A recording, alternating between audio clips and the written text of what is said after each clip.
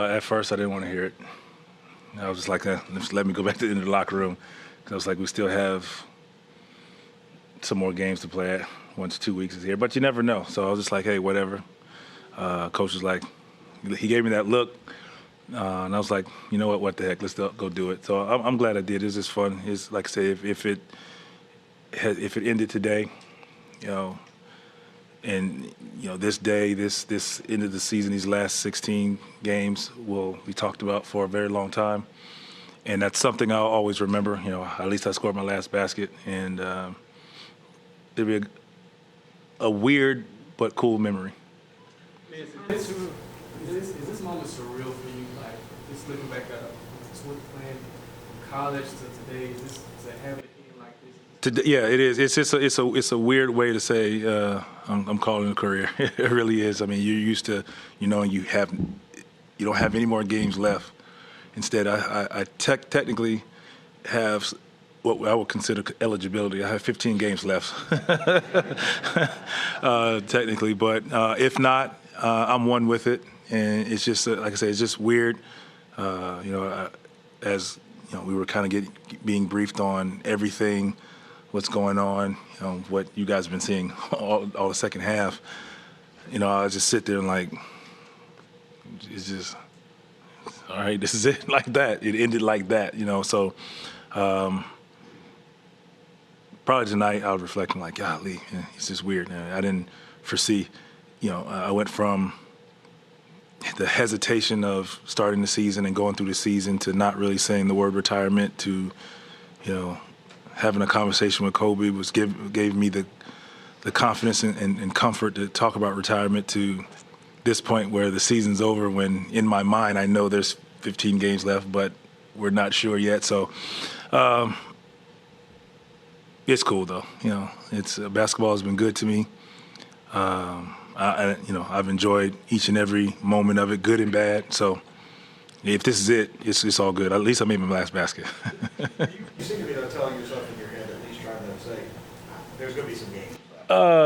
You can't quite accept that. Yeah, it's just like I said. It's like it literally just happened, and you're trying to process all of this. So, like I said, if it is, I'm okay with it. It's just weird how it ends, how it ended. You have that. When it's the last game, you have that drive here. It's like, well, this is the last one. I didn't have that thought, that drive today. It's just kind of like it's possible because of everything else that's transpired. The NCAA, blah blah blah, other Golden State with fanless games and all of these things. So, I had a conversation with my friends about it, kind of updating them, and it's like as I'm texting this stuff, and I'm like, well, shoot, I'm like, we're it's going to happen to us soon. And then with that, when you actually think about it that way, it could be the end, because we talked about it a couple of days ago. So, you never know, but I'll be around somewhere, golf course probably. Do you plan to get a lot of talk about the Knicks just played Utah with Gobert, and do you plan to get tested?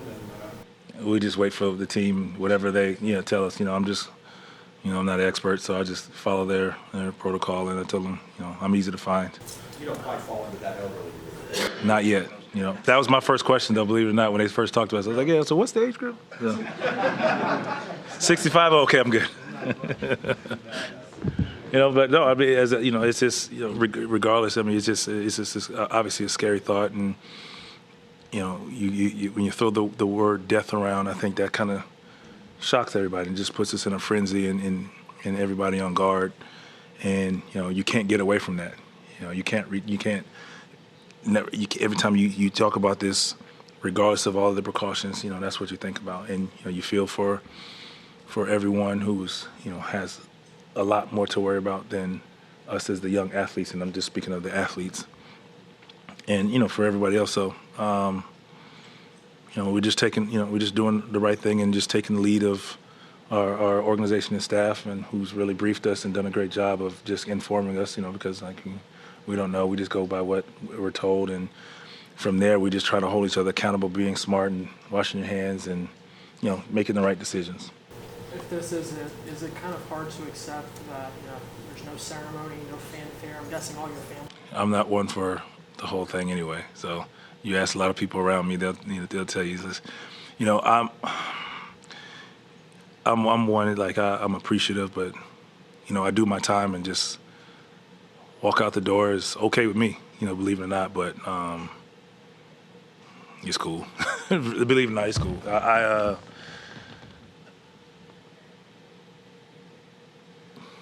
I just game's been good. Did you have any family here? Nah, just my boy, who I made come back here.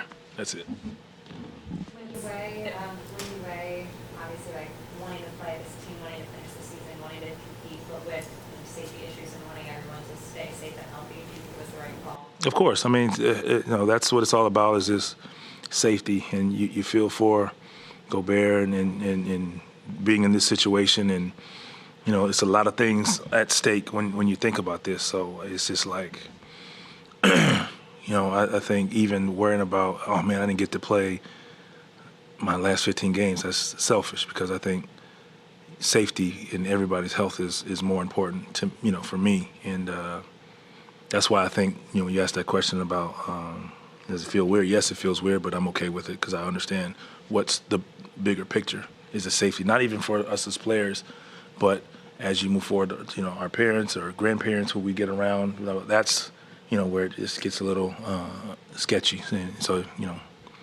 it is what it is. It was meant to be this way, Just like I was thinking, I came in on the half of the season in the lockout, and I walk away from the game kind of unfinished business, which is okay. Vince, if this is it, what has it meant to play your final year, your career with this Hawks organization? It's been great. They've given be me. All I wanted to do was just come out and play and compete. Still, be a mentor and an outlet for these guys. But championship is an end-all, be-all for me. A ring, of course, is what that goal was coming in, just like every other athlete. And sometimes you don't reach it. But I was one with it all, and I think more so than anything, I worked so hard to be in shape and play this game, to compete against young guys half my age. So I wanted to go out playing the game.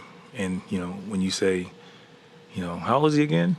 Oh, he looks like he can still play. That's the feeling.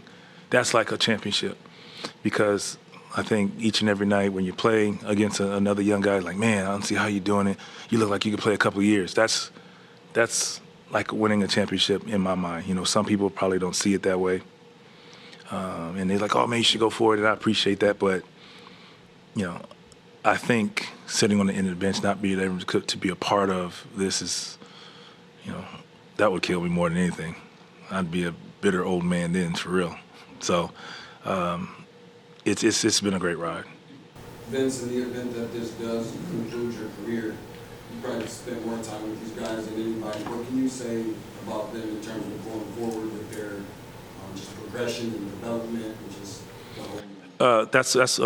That's what it's all about. Coming back after All-Star break was about development, and it's Coach LP put it out there about this team being very capable of making the playoffs, and we can't be afraid to throw that word out there. Maybe even though other people may see it as silly, because you look at our record now, but we're talking about a group of guys who are thrown in the fire trying to learn this game, which is not easy. And for the everyday fan out there to look, like, it's not easy to win an NBA game, especially when you don't have a lot of experience, games played. And I think bigger pictures, you just look at the growth of these young guys. Like, look at the growth of Cam over the year. Bruno. All of them. Every play, even Trey, John, Kevin on down, and that's like very promising. And these guys are, our practices were kind of geared towards what they want to accomplish next year. So if you want to be this, like the mistakes you make now, it's not like, we can't do that. In a playoff game, you can't do this. Just value the ball. So these things that you're trying to throw in there, and don't get me wrong, it's nothing like experience in the playoffs. You can't prepare in my opinion, you can't prepare a player or a young guy for the playoffs until you just experience it. It's just next level. Like, you can't simulate that in practice. You can't simulate that in a regular season game because it's just different. So, the repetitions of just constantly putting in their mind, like, we play a couple of games, where we say, and I remember saying in the locker room, this is something like a playoff game right here. This is how tough it's going to be.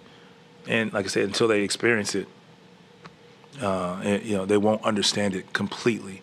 But our preparation has moved towards that and kind of just helping these guys mature and put them on the fast track.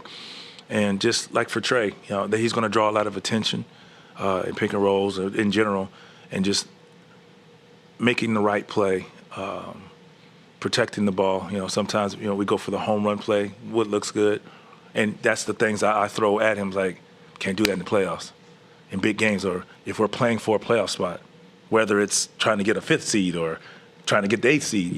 These are things you have to value the basketball. So, it's just growth mindset. Something you've heard all year, and they're really, really starting to understand that, and you can just see the confidence in these guys now. If this is it, how would you like to be remembered? That I still love to play. That I say for any person, well, of course we can say athlete, but any person who wakes up every morning at the tender age of 35 or older, I'll give you that, or even in your 40s, and you try to go do something, some type of activity, being active, and you see how hard it is. And then you think of, man, this man trying to play in the NBA at the highest level, 43, he must love it. And that's what I want to be remembered. Because I think, when when you talk about remembered for this, that, and the fourth, like, you're going to organically and naturally think of all the highlights and plays and cool moments to you or whoever. But I just think my love for the game at this age, my ability to still compete and play is what I want people to really cherish and understand. It's not easy, believe me. There's been days I've come into the practice and say, hey, coach, I'm probably going to retire today. I told him, he's like, yeah, okay, whatever. No, really. But, I find a way every day just because I love it. I love it. So that's what makes it, that's what made it so tough in the beginning of the year to talk about, because it's still in me, like competing and being out there in the atmosphere. And maybe I'm not even playing on the game, but it's just playing in the game is just sit there and being able to time out to go before the coaches come in. I'll go just give them some information, and they're receiving it and listening to it. I love that, and once it's over, it's over, unless I become a coach, which we know that's not happening. So, This is it. What things will you miss or won't you miss? Locker room, just being around, being a player, like I said, sitting out there, witnessing or being a part of comebacks like this when probably everybody in the building didn't think we had a chance. But just seeing these guys buckle down and finding a way, that's fun. That's competition. That's what it's. That's like an adrenaline rush in itself, just to be a part of it, and just seeing guys go from just nervousness and not understanding to experiencing these situations a lot, becoming calm and just can sit there. And they always ask me, I don't know if you guys ever look over there, like everybody's standing up. Where am I? I'm always sitting there watching the thing. It's just once you're a part of it and it becomes second nature to you.